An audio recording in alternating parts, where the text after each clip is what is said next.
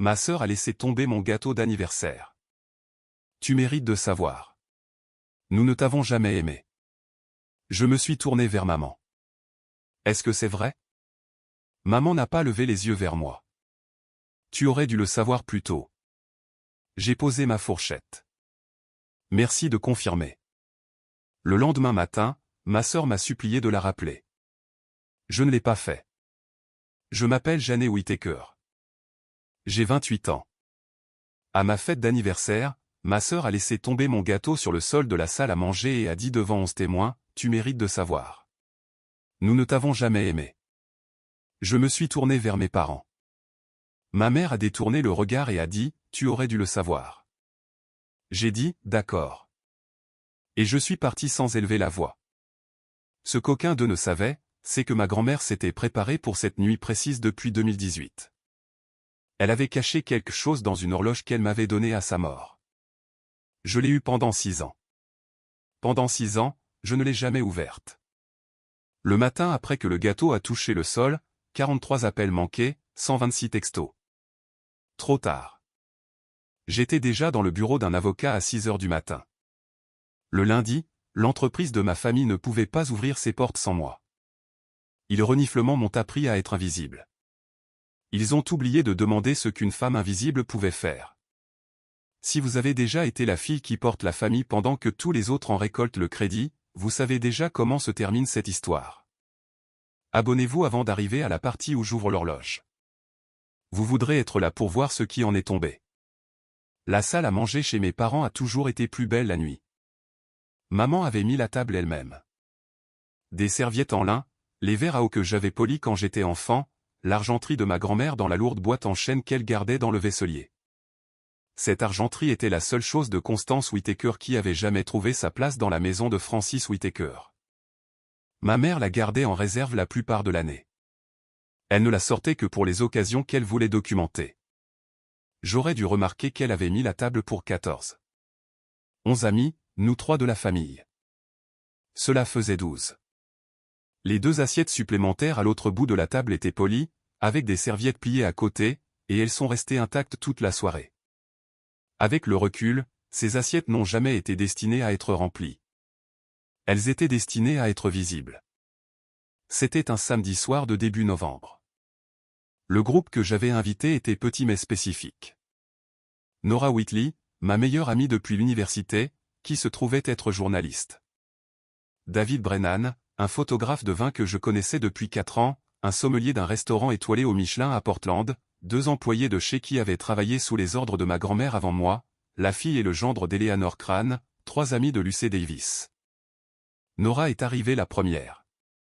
Elle m'a tendu un livre emballé et a chuchoté, « Tu es sûr pour ce soir ?» Je lui avais parlé de l'offre de Mercé.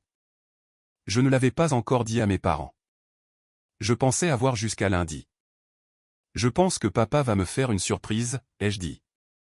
Il m'a demandé d'attendre une semaine avant de décider. Je lui dois au moins le dîner. Le visage de Nora a fait quelque chose que je n'ai pas pu déchiffrer. D'accord, a-t-elle dit. Je suis là. Oli a apporté le gâteau à 21h15. C'était une création à 3 étages qu'elle avait commandée à la boulangerie de l'Ecoswego où le club de bridge de ma mère se réunissait. Fondant blanc, pivoine en sucre, détail doré, le genre de gâteau qui annonçait son propre prix. Ma sœur le portait comme si c'était le problème de quelqu'un d'autre. Son téléphone, normalement levé pour enregistrer chaque moment familial pour ses 78 000 abonnés Instagram, était face contre terre sur le buffet. Ma mère, qui avait diffusé en direct chaque anniversaire depuis 2019, n'a pas levé le sien non plus. J'ai demandé à Oli de faire un vœu avec moi.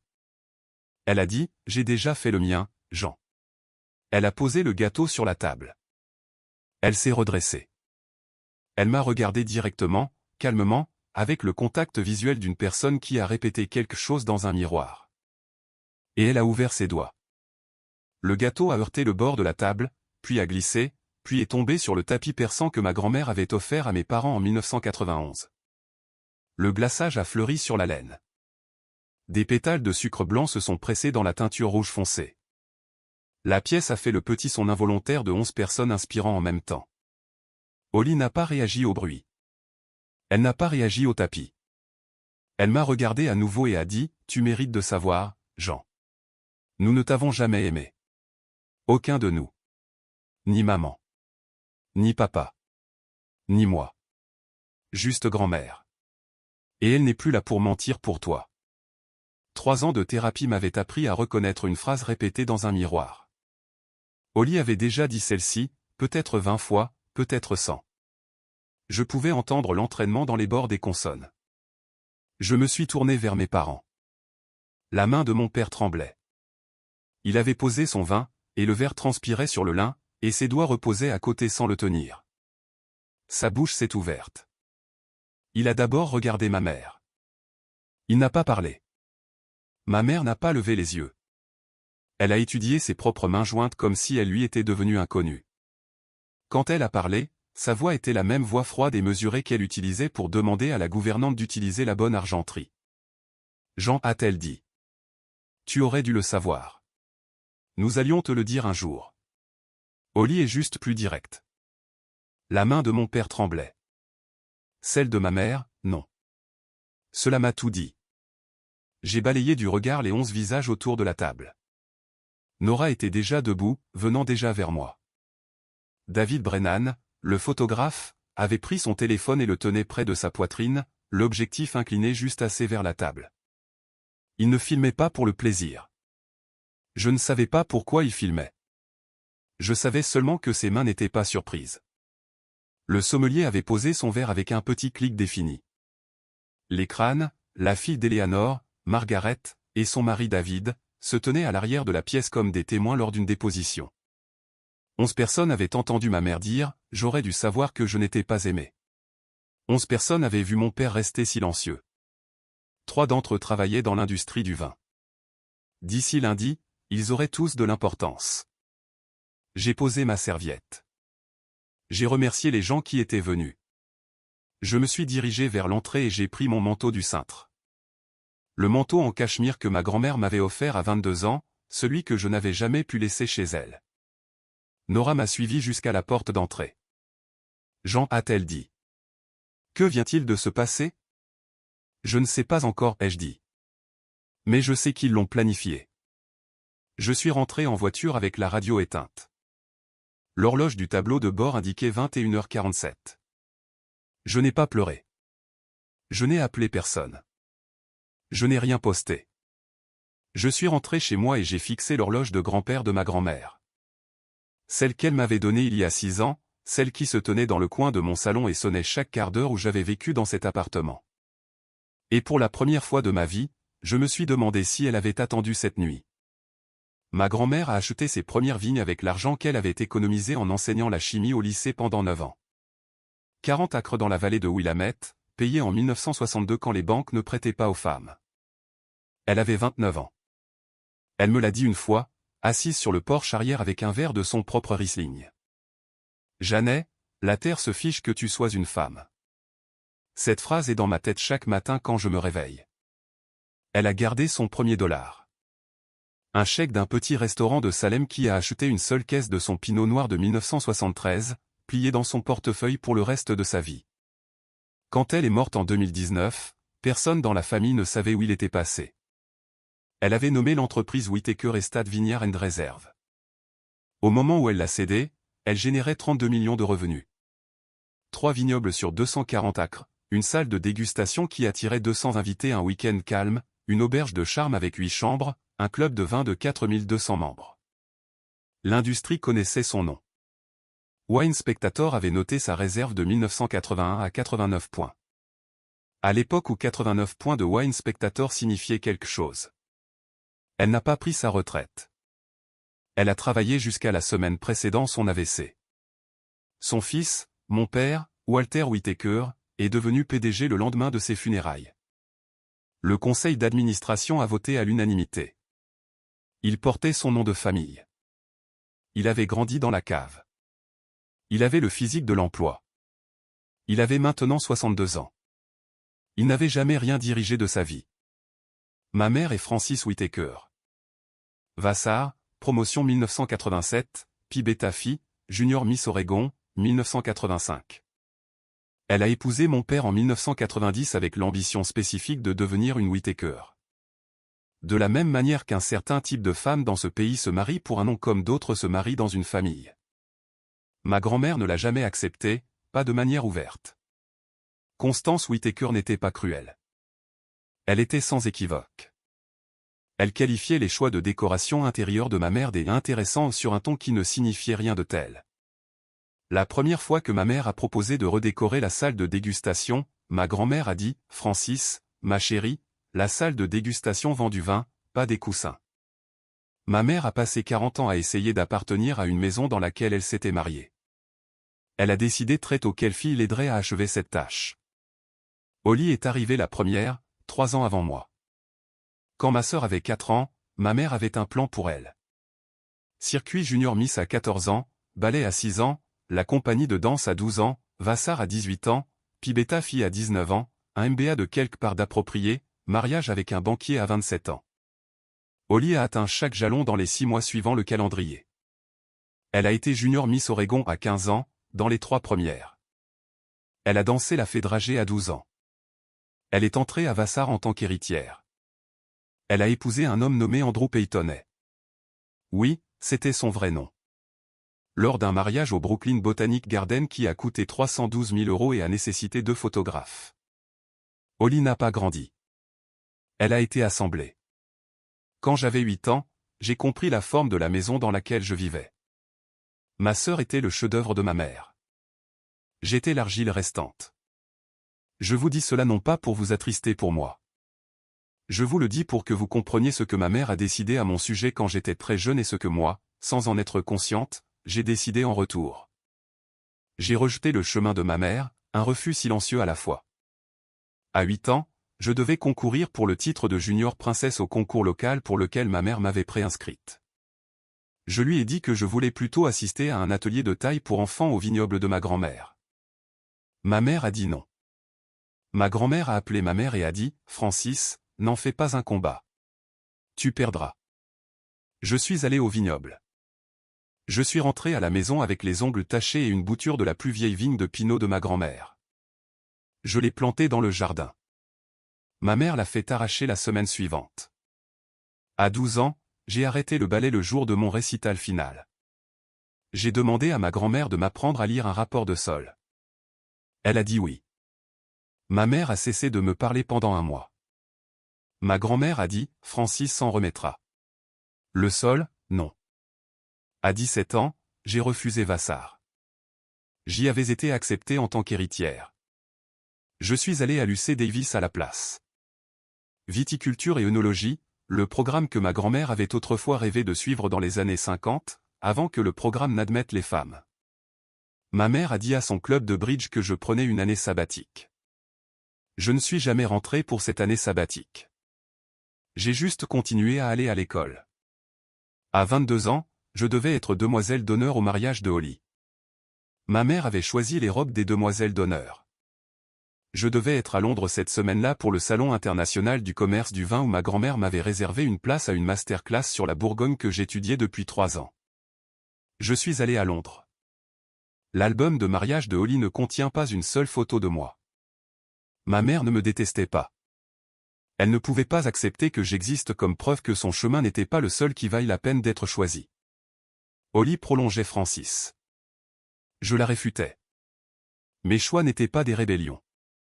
C'étaient les noms les plus lents et les plus silencieux qu'une fille puisse donner à une mère. Et ma mère les a tous entendus. Mon père savait. Mon père a toujours su. Il savait que ma grand-mère m'avait formé depuis que j'étais petite. Il savait quelle fille était celle de sa mère. Il savait quelle fille était celle de sa femme.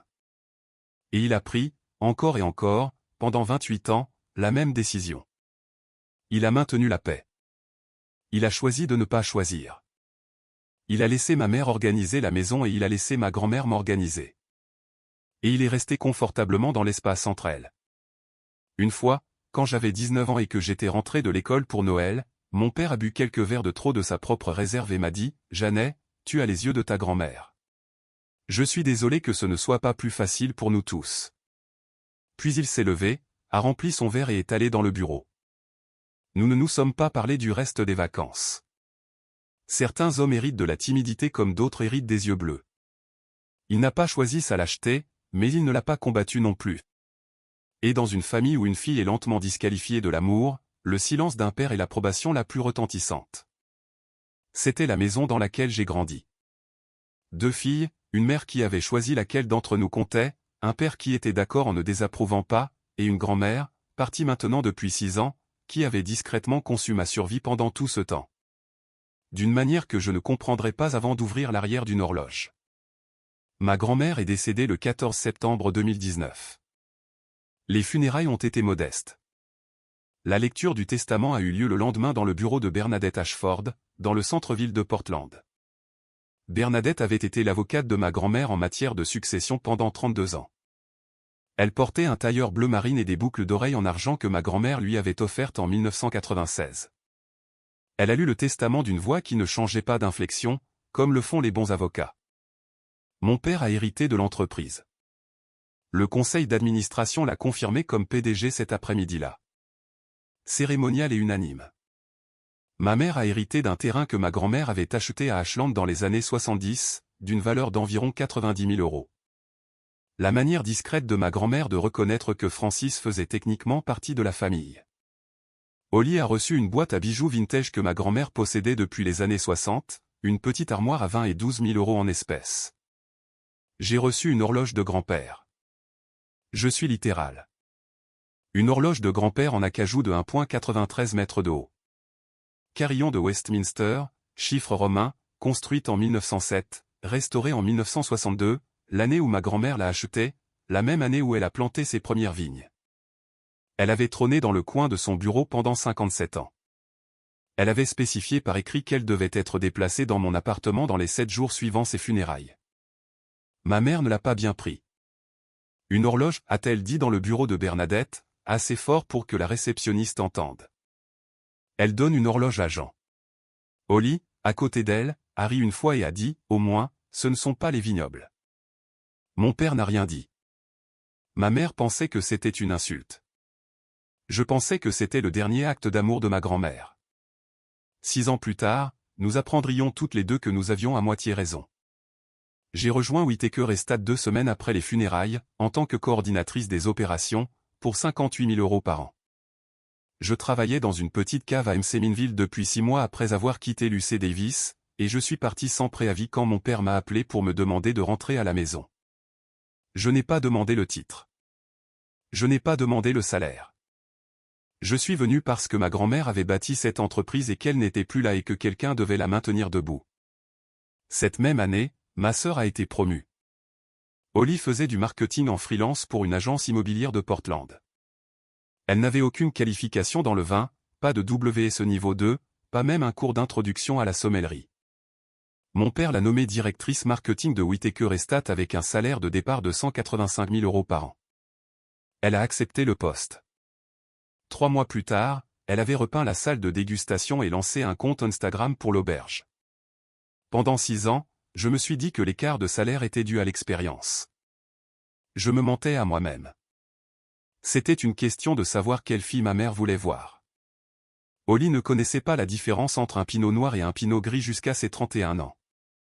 À ce moment-là, elle était le visage de l'entreprise sur Instagram. Elle avait fait une séance photo pour Wine Enthusiast en 2023. Pleine page avec la légende de la nouvelle génération du vin du Nord-Ouest Pacifique. La séance photo a eu lieu dans la cave que j'avais reconstruite. Elle ne savait pas que mon nom figurait sur le permis de construire. Voici ce que j'ai réellement fait pendant ces 6 années pendant que ma sœur apprenait à poser avec des bouteilles. En 2020, j'ai renégocié notre contrat avec Frédéric Distributor à Seattle. J'ai fait économiser 340 000 € par an à l'entreprise. Mon père a signé le contrat. Les procès-verbaux du conseil d'administration l'ont crédité. En 2021, j'ai reconstruit le club de vin de 1200 à 3400 membres. J'ai rédigé la stratégie de rétention. J'ai conçu le niveau de fidélité. J'ai formé le représentant du service client. Holly a posté une photo sur Instagram d'elle tenant une épinglette du club de vin avec la légende « Le travail acharné de notre équipe porte ses fruits ». En 2022, j'ai conçu l'assemblage du Pinot Noir Réserve 2020. Wine Spectator lui a donné 92 points. Mon père a accepté le prix au gala de l'industrie du vin de l'Oregon. Il ne m'a pas mentionné dans son discours. J'étais assise à la même table. En 2023, j'ai dirigé la restructuration fiscale qui a fait économiser 580 000 € à l'entreprise sur 3 ans. Ma mère, au Country Club, a dit à ses amis de bridge que Walter devient un PDG si avisé. Walter n'avait pas lu les déclarations fiscales. Il avait signé là où j'avais marqué les lignes de signature. En 2024, j'ai supervisé la rénovation de l'auberge de Charme, un projet de 1,2 million d'euros, et je l'ai réalisé avec 130 000 € de moins que le budget. Holly a mené la visite de presse. Elle a posté une vidéo d'elle devant le nouveau papier peint, avec la légende, donnée via la vision Whittaker. J'avais conçu le papier peint. J'avais choisi le papier peint. Je m'étais disputé avec 3 entrepreneurs au sujet du papier peint. Elle avait 48 heures de retard à l'avant-première pour la presse parce qu'elle s'était envolée pour Cabo avec Andrew. En avril 2025, le gel printanier est arrivé tardivement. Les parcelles de pinot noir étaient vulnérables. J'ai travaillé sur les éoliennes pendant 4 nuits avec Daniel Pierce, le maître de chai que nous avions embauché l'été précédent, et 4 ouvriers de chai. Nous avons dormi par roulement. Nous avons sauvé 60% de la récolte. Le lendemain matin, ma mère m'a appelé. Elle a dit, « Jean, peux-tu aller chercher le nettoyage à sec de Holly avant son dîner de ce soir ?» Je suis allé le chercher. Le reçu était de 84,50 €. La robe en soie Carolina Herrera de Holly, nettoyée 3 fois parce qu'elle avait renversé du vin dessus lors d'une dégustation. J'ai gardé le reçu. Je le garde encore. Je le garde parce qu'un jour j'aurai besoin de me souvenir du prix exact de l'invisibilité. 84,50 €. J'ai gardé des archives, non pas parce que je constituais un dossier. J'ai gardé des archives parce que j'avais besoin que quelqu'un, même si ce n'était que mon futur moi, sache ce qui s'était passé dans cette entreprise. J'ai acheté un classeur. Je l'ai étiqueté dossier d'amélioration des opérations 2019 à 2025. Au printemps 2025, il comptait 380 pages. J'ai écrit sur la couverture intérieure de ma propre main pour grand-mère. Ce que je ne savais pas, ce que je ne saurais pas avant novembre de cette année-là, c'est que je n'étais pas la seule personne à tenir des registres. Eleanor Crane, la maître de chai de ma grand-mère pendant 38 ans, avait pris sa retraite en 2024. Elle avait 78 ans. Elle avait aussi tenu un carnet. Elle le tenait depuis le matin des funérailles de ma grand-mère. 380 entrées de sa propre écriture de chaque décision opérationnelle que j'avais prise et pour laquelle mon père avait signé le crédit. Elle l'avait gardé parce que 3 jours avant l'AVC de ma grand-mère le lui avait demandé. Bernadette Ashford avait un dossier intitulé « Le dossier Jean de Constance Whittaker ». Il contenait 16 versions de documents de fiducie que ma grand-mère avait rédigés entre 2014 et 2019. La 17e version était celle qu'elle avait exécutée 3 semaines avant sa mort. Nora Whitley prenait des notes depuis 2021. Elle m'a dit plus tard, « Jean, j'ai commencé à l'écrire parce que je savais que tu aurais besoin d'un témoin qui n'était lié à personne. » 3 femmes avaient observé pendant 6 ans. Aucune d'elles n'avait encore parlé. Elles attendaient que je demande. Je ne savais tout simplement pas qu'il fallait demander. En septembre 2025, une femme nommée Catherine Moreau de Pacific Business Quarterly m'a appelé. Elle était une journaliste économique de premier plan. Elle m'a dit qu'elle proposait un profil sur Whittaker Estate à son rédacteur en chef depuis 4 mois.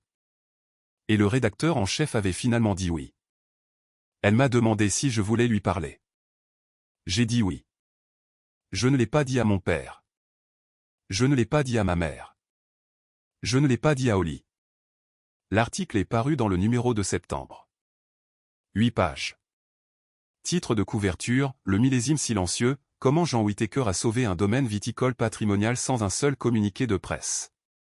Catherine avait interviewé 4 distributeurs, 2 maîtres sommeliers, 3 anciens employés de chai, un PDG concurrent et Eleanor Crane. La citation qui figurait à la page 2 provenait d'une maître sommelier nommée Carla Bianchi dans un restaurant 3 étoiles Michelin à Manhattan. Elle disait, « Si Jean Whittaker quitte un jour Whittaker Estate, les vins nous le diront en premier. Les chiffres nous le diront en second. Le communiqué de presse sera le dernier. » J'ai lu l'article dans mon appartement, seul, un dimanche après-midi. J'ai pleuré pour la première fois en 3 ans. Puis j'ai remarqué quelque chose. Ma mère n'avait jamais appelé pour me féliciter. Mon père n'avait pas appelé non plus. Holly n'en avait pas parlé sur Instagram, comme elle le faisait pour chaque autre article de presse que la famille recevait. Ce silence m'a dit ce qui allait arriver.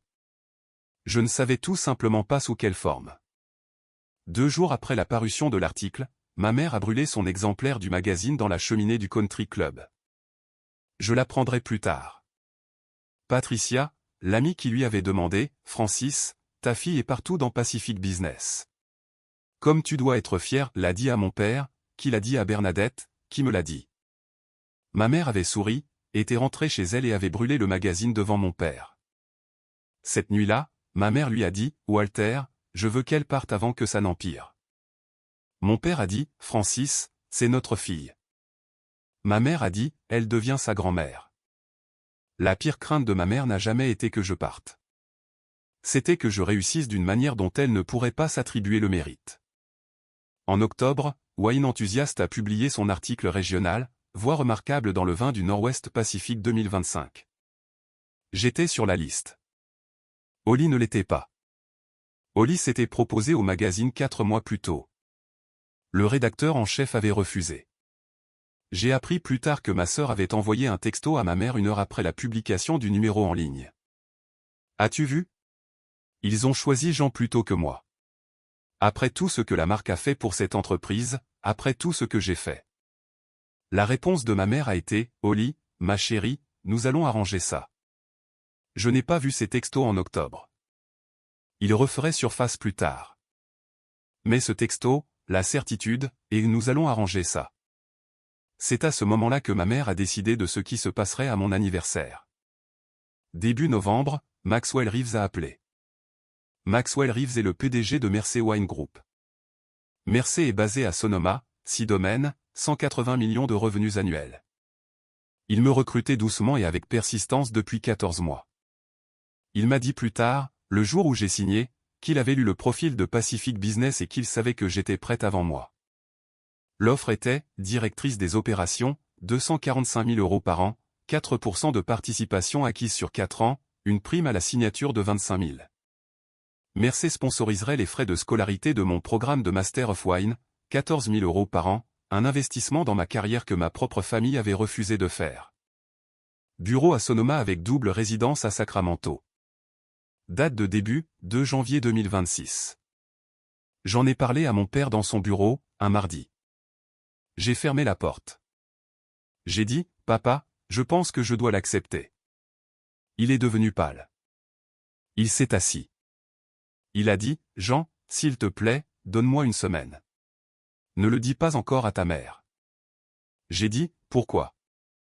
Il a dit, « Parce que je ne peux pas vous perdre toutes les deux, toi et grand-mère, sans essayer. » Je lui ai donné la semaine. Je n'aurais jamais dû. Il l'a utilisé pour planifier quelque chose que je n'ai jamais vu venir. 2 semaines avant mon anniversaire, mon père, ma mère et ma sœur se sont rencontrés au bar de notre country club. Ils ont bu 4 verres de Sancerre à eux 3. Ma mère a mis la note de bar sur la carte de l'entreprise. Le reçu, 86 €, passerait par mon service de comptabilité 2 semaines plus tard, et je le signerais sans lire le nom du lieu, car à ce moment-là, je préparais mon anniversaire et j'essayais de ne pas penser à la lettre d'offre dans le coffre de mon appartement. La conversation, telle que Bernadette la reconstituerait plus tard à partir d'un enregistrement que David Brennan ne savait pas qu'il faisait, Brennan était assis au bar, 2 tabourets plus loin, faisant défiler son téléphone, s'est déroulée comme suit. Ma mère a dit, « Si Jean part avec l'article encore chaud et l'offre de Mersey dans sa poche, l'industrie dira que Whittaker est en train de mourir. Wine Spectator le sentira. Les distributeurs partiront. Nous avons besoin qu'elle parte comme une fille difficile, pas comme un talent. » Nous l'humilions à son propre anniversaire. 11 témoins, dont 3 dans l'industrie du vin. L'histoire s'écrit d'elle-même. La fille Whittaker a une crise de nerfs en public, quitte l'entreprise familiale en disgrâce. Au moment où elle signe chez Mersey en janvier, le récit est établi. Holly a dit, « Maman, c'est beaucoup. » Ma mère a dit, « Holly, ta sœur est sur le point de prendre la seule chose que j'ai jamais construite, ton nom. » Mon père n'a rien dit. Ma famille a planifié mon humiliation autour de 4 verres de Sancerre dans un country club où l'on avait autrefois refusé l'adhésion à ma grand-mère parce qu'elle était une femme d'affaires. Ma mère a fait passer la note du bar sur la carte de l'entreprise. J'avais approuvé le rapport de comptabilité 2 semaines plus tôt. Je n'ai même jamais lu le nom du lieu. Faites une pause une seconde. Si vous étiez Jean dans la pièce que je suis sur le point de décrire, avec un classeur de 6 ans de preuve et la preuve que votre grand-mère vous avait protégé d'outre-tombe, liriez-vous tout ce qui se trouve dans le classeur ou leur donneriez-vous une chance de s'excuser d'abord? Commentez avec votre réponse avant de regarder ce que j'ai réellement fait. Je veux savoir ce que vous auriez choisi. Je suis rentré de chez mes parents avec la radio éteinte. Je me suis arrêté à un feu rouge sur la 122e avenue. Une femme traversait devant moi avec une poussette. Son bambin tendait la main, réclamant quelque chose. Une collation, un jouet, une main. Elle s'est penchée sans ralentir son pas. Elle a arrangé la situation. Elle a continué à marcher. La femme ne m'a pas regardé. Elle n'avait aucune idée que je l'observais. Pour la première fois de ma vie, assise à ce feu rouge, je me suis permis de poser une question que je ne m'étais pas autorisé à poser en 28 ans. Est-ce que c'est ça que je n'ai jamais eu? Je ne savais pas si je pleurais. Mon visage n'était pas mouillé, mais quelque chose en moi fuyait. L'horloge du tableau de bord indiquait 21h47. Je savais qu'en arrivant à la maison, l'horloge de ma grand-mère sonnerait 22h. Pendant 6 ans, cette horloge avait marqué chaque heure que j'avais vécue invisible. Je ne savais pas encore qu'elle était sur le point de marquer l'heure où j'ai cessé de l'être. Je suis entré dans mon appartement. J'ai allumé une seule lampe. Je me suis assis sur le canapé en face de l'horloge. Le balancier oscillait. Les poids en laiton brillaient. À 22h, le carillon de Westminster a sonné sa séquence complète, 16 notes, puis 10. Le son était le même qu'il avait fait chaque heure pendant 6 ans. Le son que ma grand-mère avait entendu pendant 57 ans avant cela. Je me suis souvenu de la dernière chose qu'elle m'ait jamais dite. C'était 4 jours avant son AVC. Nous étions dans son bureau. Elle avait pris ma main et m'avait tiré vers l'horloge. Elle avait dit, « Janie, chaque heure que cette horloge sonne, c'est moi qui te dis que tu es assez. » J'avais ri. J'avais dit, « Grand-mère, c'est magnifique. » Je ne lui avais pas demandé à quoi servait l'horloge. Je me suis assise en face d'elle. J'ai regardé le balancier. Le balancier était lent. Je ne savais pas comment je le savais. J'avais vécu avec cette horloge pendant 6 ans. Je n'avais pas une seule fois chronométré consciemment son oscillation. Mais cette nuit-là, assise dans la pénombre de mon salon, je savais que l'oscillation était anormale. Chaque passage prenait une fraction de seconde de plus. Peut-être un dixième, peut-être un centième. Les balanciers ne ralentissent pas d'eux-mêmes. Quelque chose le rendait plus lourd. Je suis allé à mon bureau et j'ai pris le petit jeu de tournevis en laiton que je gardais pour ajuster l'équipement de vin dans mon appartement. Je me suis agenouillé derrière l'horloge. J'ai ouvert le panneau arrière. Il a glissé simplement et j'ai regardé à l'intérieur. Derrière le balancier, monté sur la paroi intérieure du meuble, il y avait un petit panneau de bois qui ne correspondait pas au reste de l'horloge. 10 cm sur 15 cm. 4 vis en laiton le maintenaient en place. Les vis étaient plus brillantes que le laiton qui tenait le reste du mécanisme. Elles avaient été installées plus tard. Quelque part entre 1962 et 2019, ma grand-mère avait caché un panneau à l'intérieur de cette horloge. Je l'ai dévissé. À l'intérieur du compartiment, enveloppé dans du papier de soie d'archivage pâle, se trouvaient 4 objets. Je les ai sortis un par un et les ai placés sur ma table basse. Le premier était une lettre pliée de 4 pages. Le pli extérieur portait, de l'écriture de ma grand-mère, pour Jeannet quand elle en aura besoin. Le deuxième était une enveloppe juridique scellée et gaufrée. Bureau de l'enregistrement du comté de Multnomah, tamponné et notarié. Je pouvais voir le coin d'un document à l'intérieur. Le troisième était une enveloppe Kraft contenant des documents bancaires. La première page, sous la main de ma grand-mère, fiducie éducative Constance Whittaker pour Jeannet. 620 000 €. Authentification à 2 facteurs incluse. Le quatrième était une bouteille de vin enveloppée dans du papier de soie. Allongée sur le côté se trouvait une bouteille de Whittaker Estate Réserve Pinot Noir, millésime 1973, le premier millésime que ma grand-mère ait jamais produit. 52 ans. L'étiquette était jaune crème avec l'âge, l'écriture que ma grand-mère avait dessinée à la main avant de pouvoir se payer un designer. Dans le coin inférieur, écrit au crayon, de sa propre écriture, en lettres que je pouvais à peine déchiffrer, voilà le jour où tu sauras qui tu es. Pas avant. Je suis resté assise sur le sol de mon appartement pendant 40 minutes avant de toucher à nouveau quoi que ce soit.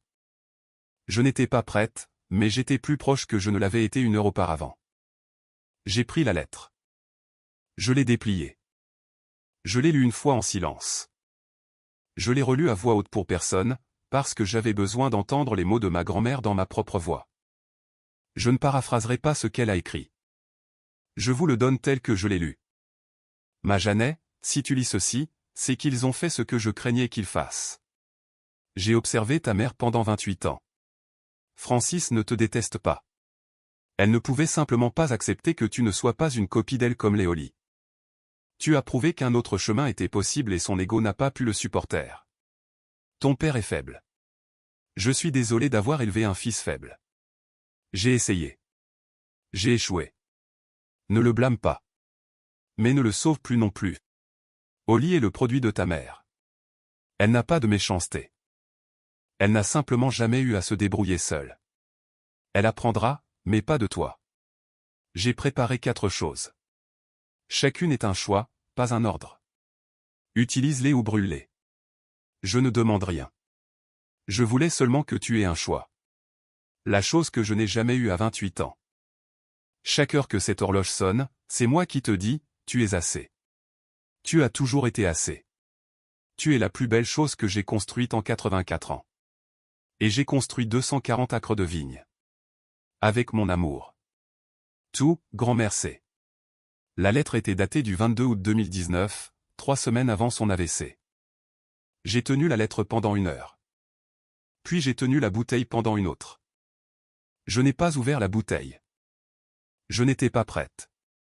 Mais je savais maintenant à quoi servait la bouteille, et je savais maintenant ce que la lettre m'avait dit pendant 6 ans depuis le coin de mon appartement.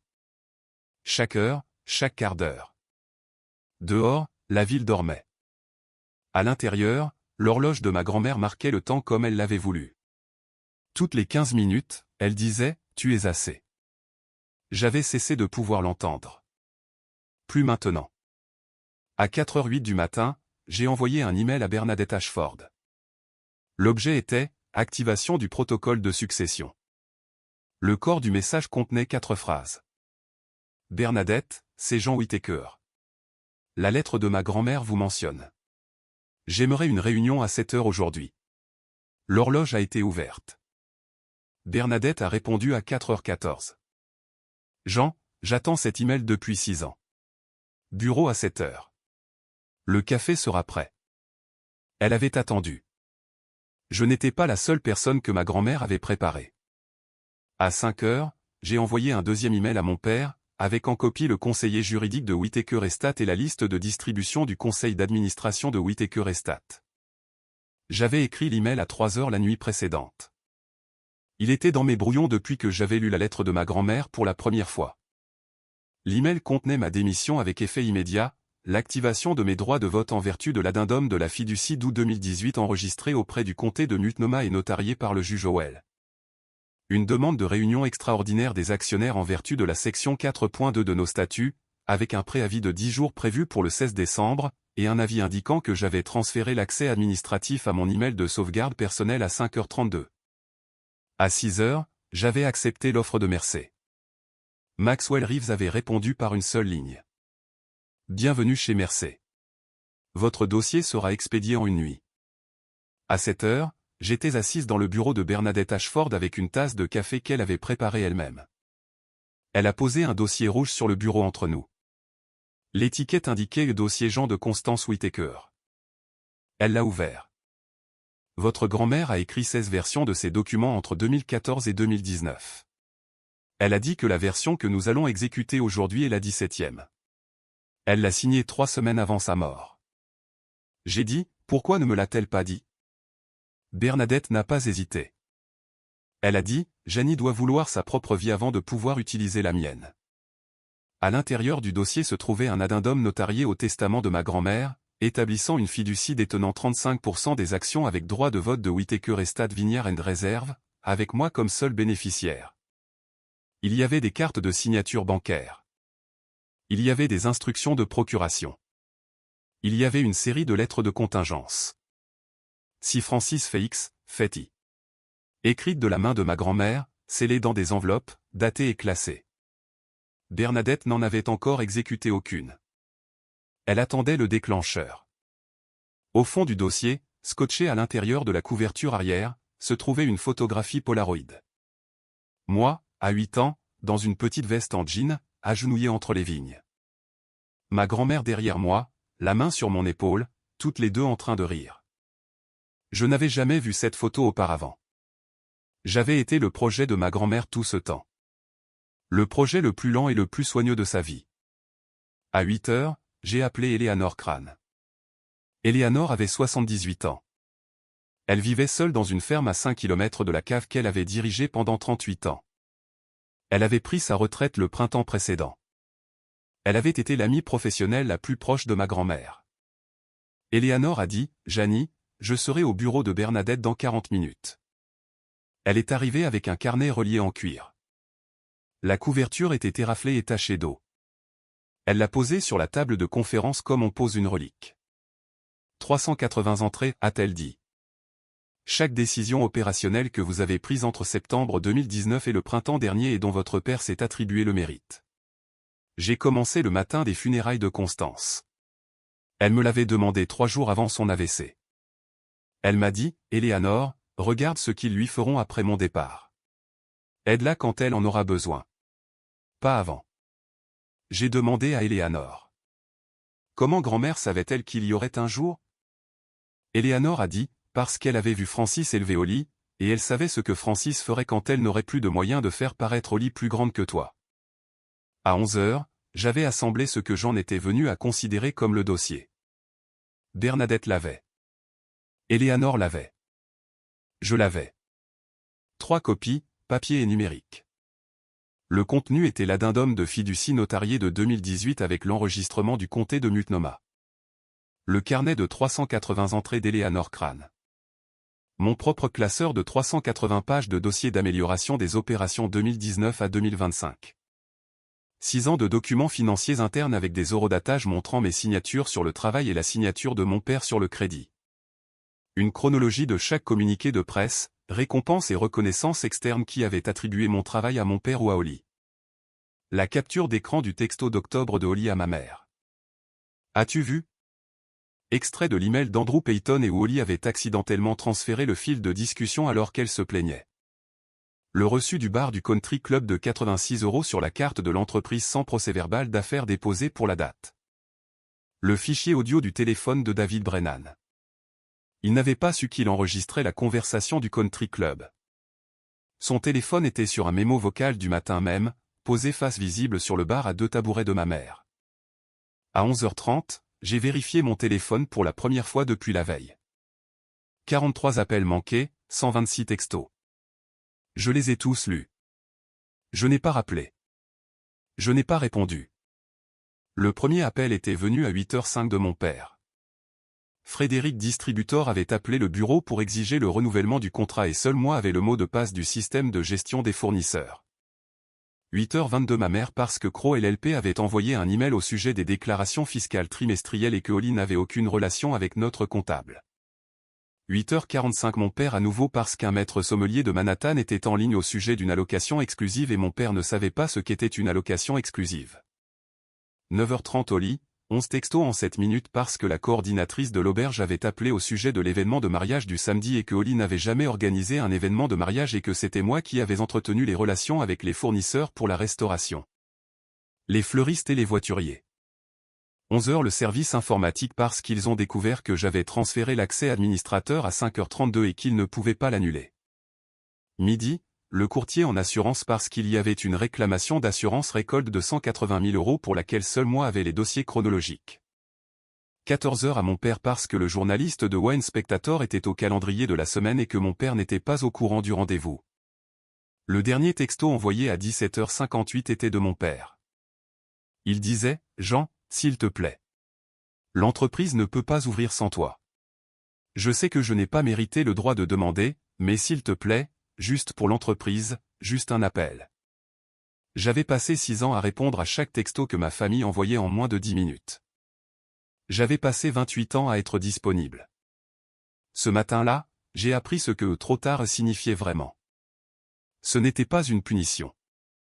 C'était une limite que j'aurais dû fixer en 2019. 6 ans de retard, c'était toujours mieux que jamais. La réunion extraordinaire des actionnaires était prévue pour 9 h le 16 décembre dans la salle de conférence du siège de Whittaker Estate à Salem. 9 personnes étaient présentes. Mon père, Walter, à la tête de la table.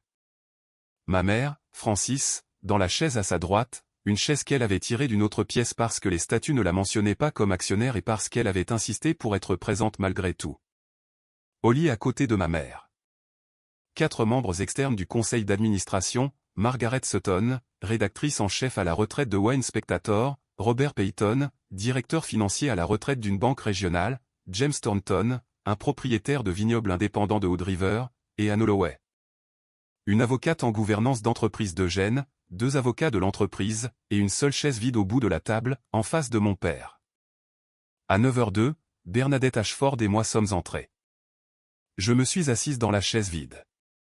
Bernadette est restée debout. Elle a posé un dossier en cuir sur la table de conférence, le seau gaufré vers le haut, et a fait glisser le premier document vers Margaret Sutton. « Bonjour » a dit Bernadette. « Je suis Bernadette Ashford, avocate en succession de la regrettée Constance Whittaker. Je suis ici aujourd'hui pour informer le conseil d'administration qu'un actionnaire a activé les droits de vote accordés dans un addendum de fiducie de 2018 enregistré auprès du comté de Multnomah et notarié par le juge Howell. L'actionnaire est Jean Whittaker. Le bloc de vote est de 35%. Le visage de mon père est devenu blanc. Ma mère n'a pas levé la tête. Holly a dit, « Quoi ? Elle a des actions ? Comment ?» Bernadette n'a pas répondu à Holly. J'ai lu ma déclaration. Je l'avais écrite la veille sur du papier juridique jaune, à la main. Je l'ai lu lentement. Je n'ai pas fait de pause pour respirer. Je n'ai pas regardé ma mère. Je soumets ma démission avec effet immédiat. J'exerce mes droits de vote pour nommer Eleanor Crane au poste de directrice des opérations par intérim jusqu'à ce que le conseil puisse trouver un remplaçant permanent. Je fournis au conseil d'administration une documentation sur les décisions opérationnelles que j'ai prises au nom de cette cave au cours des 6 dernières années et qui ne m'ont jamais été créditées, pour les archives du conseil uniquement, pas pour la presse. Je ne demande pas de rappel de salaire. Je cherche l'exactitude. Après aujourd'hui, je ne serai pas disponible pour consultation. La prochaine fois que vous aurez besoin de quelqu'un pour négocier avec Frédéric Distributor, vous devrez le faire vous-même. La prochaine fois que le gel printanier menacera les parcelles de pinot noir, vous aurez besoin de quelqu'un dans la cave à 3 h du matin. Cette personne ne sera pas moi. Je ne demande pas au conseil de prendre parti. Je demande au conseil de savoir ce qui s'est passé ici afin que celui qui dirigera ensuite comprenne ce que cette entreprise coûte à gérer. Merci. Mon père s'est levé à mi-chemin de ma déclaration. Il a quitté la pièce. Il n'est pas revenu. Bernadette a distribué 11 classeurs aux 4 membres externes du conseil d'administration, aux 2 avocats de l'entreprise, et des copies supplémentaires qui seraient déposées auprès du secrétaire général. Chaque classeur faisait 410 pages. Chaque classeur contenait le carnet d'Eleanor Crane, mes propres dossiers d'opération, 6 ans de documents financiers, la chronologie de la presse, le texto de Holly, le reçu du country club et le fichier audio du bar avec une transcription. Robert Peyton, le directeur financier de banque à la retraite, a été le premier à le feuilleter. Il s'est arrêté sur l'incident du gel printanier d'avril. Il a lu pendant 90 secondes. Il a levé les yeux vers Bernadette. Il a dit, « Bernadette, quelle part de tout cela est vérifiable ?» Bernadette a dit, « Tout. Chaque signature est horodatée. Chaque email est archivé. Chaque décision est corroborée par Eleanor Crane et 3 anciens employés de chez qui ont accepté de témoigner si on leur demande. » Holly s'est levée. C'est ridicule. Je suis directrice marketing. J'ai fait tellement pour cette marque. Bernadette a dit doucement et fermement, « Chérie, ce n'est plus votre réunion. Le bloc d'actionnaires a la parole. Ma mère n'avait pas bougé. Ses mains étaient jointes sur la table, les jointures blanches. Son café était intact. Je l'ai regardé pour la première fois en 5 heures. J'ai dit, maman, je ne vais rien dire pour te blesser ici. J'ai juste besoin que tu me regardes. Elle n'a pas levé les yeux. J'ai dit, d'accord. Margaret Sutton a appelé à un vote sur ma nomination d'Eleanor Crane comme directrice des opérations par intérim. Le vote a été de 4 contre 1. Ma mère a voté non. Eleanor a été confirmée. Ma démission a été acceptée avec effet immédiat par une décision unanime du Conseil. La réunion a été ajournée à 10h47. Margaret Sutton est restée à sa place alors que la pièce se vidait. Elle reniflement a regardé ma mère ramasser son sac à main. Elle a regardé la chaise vide de mon père. Alors que Holly partait, Margaret a dit d'une voix claire, ancienne et patiente, Walter, Francis, Holly, le conseil d'administration devra discuter des prochaines étapes sans la présence de la famille. Veuillez quitter la pièce.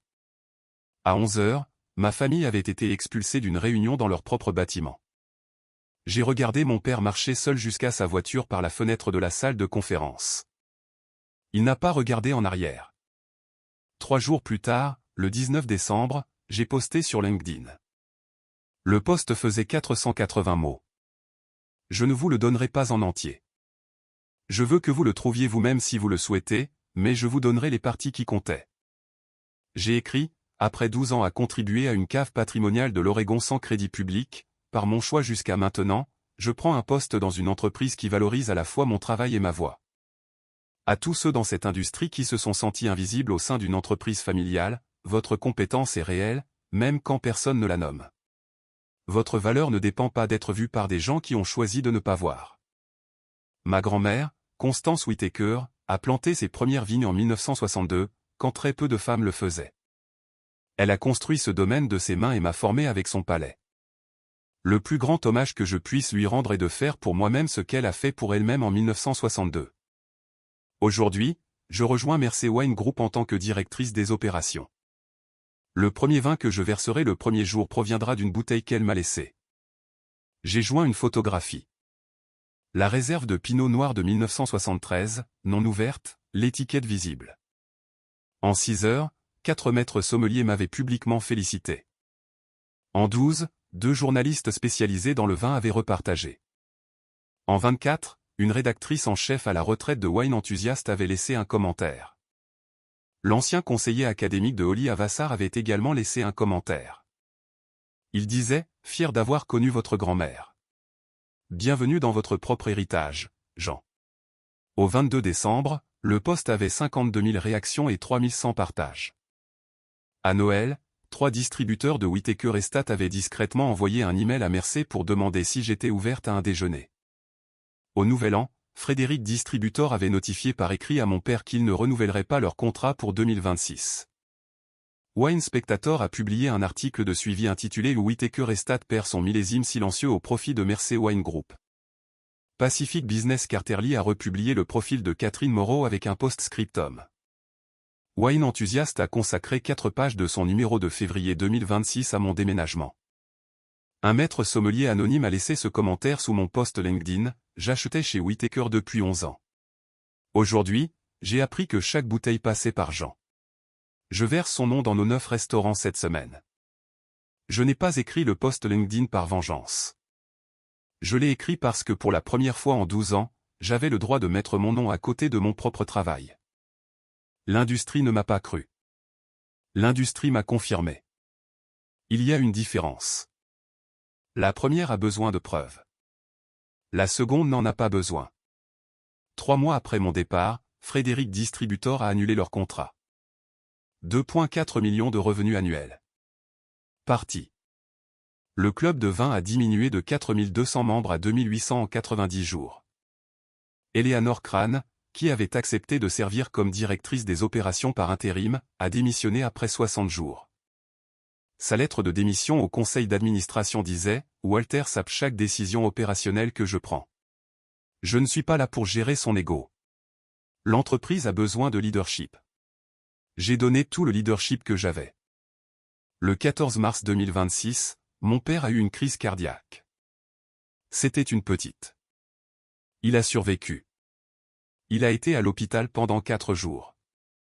Le deuxième matin, ma mère m'a appelé. J'ai laissé sonner jusqu'à la messagerie vocale. 2 heures plus tard, mon père m'a appelé lui-même depuis son lit d'hôpital sur FaceTime. J'ai répondu. C'était la première fois que je lui parlais depuis la réunion du conseil d'administration 4 mois plus tôt. Il a dit, Janie. J'ai dit, papa. Il a dit, je ne te demande pas de revenir. Juste. Ta mère avait tort. J'ai été pire parce que je savais. Grand-mère me l'a dit avant de mourir. Elle a dit, Walter, tu as une fille qui est à toi et une qui est à elle. Si tu ne choisis pas, finalement elles le feront. Et celle qui est à toi partira. Je ne l'ai pas cru. Je suis désolé, Jeannet. Je suis tellement désolé. Je n'ai rien dit pendant un long moment. Il n'a pas insisté. J'ai dit, je viendrai te voir, papa. Une fois. Sans promesse. J'ai conduit jusqu'à Portland le lendemain matin. Je n'ai pas dit à ma mère ni à Holly que je venais. Je me suis assise dans la chambre d'hôpital de mon père pendant 46 minutes. Il m'a tenu la main pendant 30 d'entre elles. Nous n'avons pas beaucoup parlé. Quand je suis parti, il a dit, Jean, la bouteille, l'as-tu ouverte? J'ai dit, pas encore. Il a dit, tu sauras quand. Cet été-là, ma mère a commencé une thérapie. Walter me l'a dit par email. Il m'a dit qu'elle voyait une femme nommée Dr. Helena Gardner à Portland 2 fois par semaine. Il m'a dit que Dr. Gardner avait demandé à ma mère lors de leur première séance ce qu'elle avait voulu pour moi quand je suis né. Il m'a dit que ma mère n'avait pas pu répondre. Ma mère a commencé à m'écrire des lettres, une tous les 2 mois. Je les ai toutes ouvertes. Je n'ai pas répondu.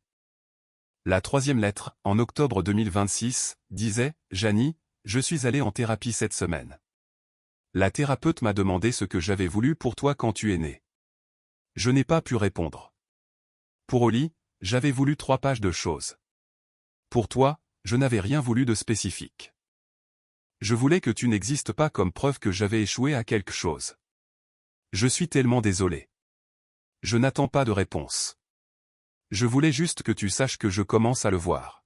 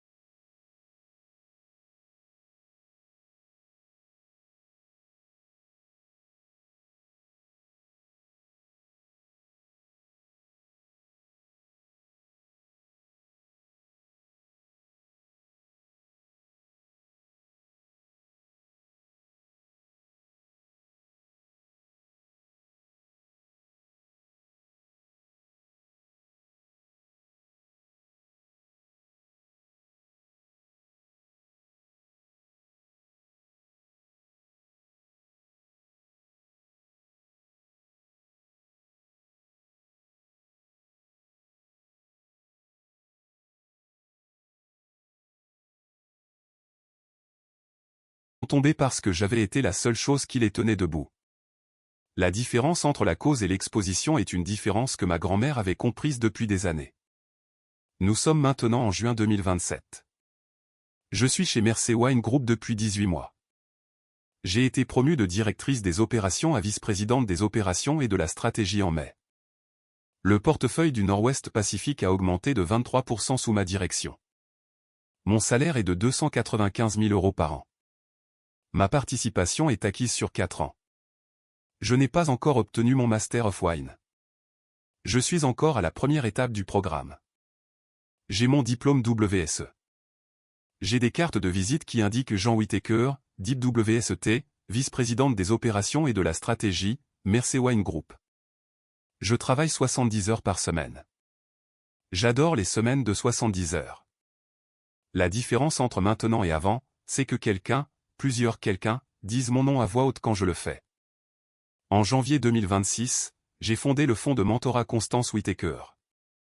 Je l'ai doté des 620 000 € que ma grand-mère m'avait laissés, plus 200 000 de ma propre poche, plus 580 000 € versés par Mersey sur 2 ans.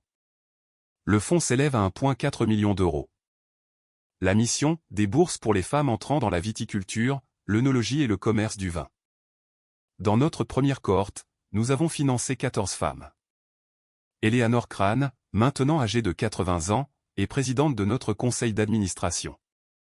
Le logo du fonds est un petit cadran d'horloge de grand-père. Le carillon de notre podcast est la séquence de Westminster. Lors de notre première cérémonie de remise de bourse à l'été 2027, une jeune femme nommée Penelope Walsh, 19 ans, tout juste admise au programme de viticulture de l'UC Davis, 6 mois seulement après la perte de sa propre grand-mère, est venue me voir après. Elle tenait le programme dans ses mains. Elle tremblait un peu. Elle a dit, « Mademoiselle Whittaker, ma grand-mère était la seule personne qui me voyait. Je ne sais pas comment continuer sans elle. » J'ai cherché dans mon sac. J'y garde une petite pile de photocopies. Des copies de la lettre de ma grand-mère avec son nom masqué, avec seulement les mots. J'en ai donné une à Pénélope. J'ai dit, « Lila. Ta grand-mère te surveille toujours.